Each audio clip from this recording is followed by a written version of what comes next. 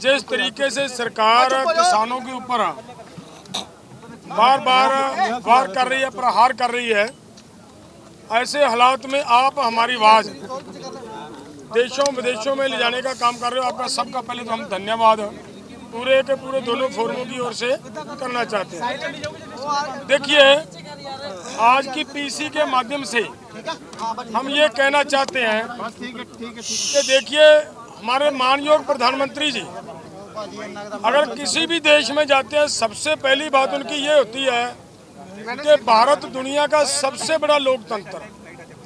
अगर भाई ये लोकतंत्र है तो लोकतंत्र के अंदर हर व्यक्ति को अपनी बात रखने का मौका दिया जाता है। हमारे संविधान ने हमें राइट दिया हुआ है, और जो हम बात रखना चाह रहे हैं वो भी कोई नई मांग नहीं है, वो सब की सब हमारे साथ की हुई कमिटमेंट्स है सरकार की। और उन कमिटमेंट के ऊपर सरकार का ध्यान दिलवाने के लिए हमने बार बार डिमांड चार्ट दिए, बार बार इनको अलग अलग माध्यम से पहुंच करने का प्रयास किया, लेकिन सरकार ने आज तक उनके ऊपर कोई किसी तरह की भी सीरियसनेस नहीं दिखाई।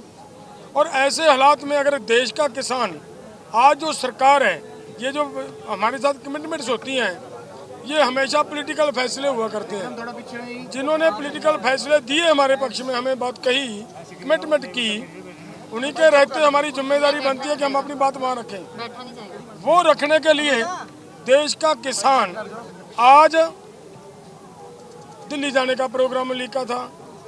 पिछले कुछ दिनों से प्रोग्राम लीकने के बाद सरकार की बार बार हमारे साथ बातचीत होती रही है। 2 बार बात हुई, दोनों बार उनकी ये थी। देखिए, इनमें एक बात ध्यान रखने वाली ये है कि जब हम बात करते हैं कि एमएसपी की गारंटी का कानून दो, उस पर उनकी प्रतिक्रिया अलग होती है। कर्ज मुक्ति पर उनकी कोई सहमति नहीं बनती। डॉक्टर स्वामीनाथन की रिपोर्ट पर उनकी कोई सहमति नहीं बनती। WTO का जब मुद्दा आता है तो ऐसा लगता है जैसे सरकार को सांप सूंघ गया हो। ऐसे हालात में अगर हमारी ये डिमांड हमारे साथ बातचीत करने का क्या औचित्य बनता है? जब तक जो बातें कही हैं, देखिए ये कह दें, वो कह रहे हैं, मंत्री जी भी कह रहे हैं, कल मैंने सुनी उनकी बात है, वो कह रहे हैं हमने इनकी बहुत सारी बातें मान ली गई हैं, एक भी मांग नहीं मानी।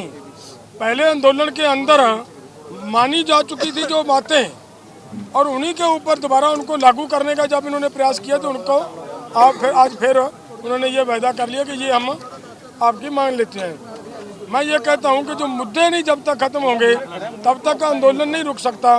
तो जब तक आंदोलन नहीं रुकेगा तो आंदोलन के दौरान ऐसे समस्याएं खड़ी होती रहेंगी। तो मेरा मतलब कहने का ये है कि अगर इतना बड़ा लोकतंत्र की बात करती है हमारी सरकार, तो ये आज उनको दिखना चाहिए कि यह यहाँ पे जब किसान जिन्होंने पूरे देश को अनाज खिलाने का काम किया है, और जो हमारी सरकार अदर स्टेट कंट्रियों से मांगने के लिए जाया करती थी, कभी उनको सेल्फ डिपेंडेंट किया किसानों ने, इतनी मेहनत की, और आज वो किसान देश के राजधानी में जाना चाह रहे थे और उनके ऊपर ये इस तरीके का हमला करना।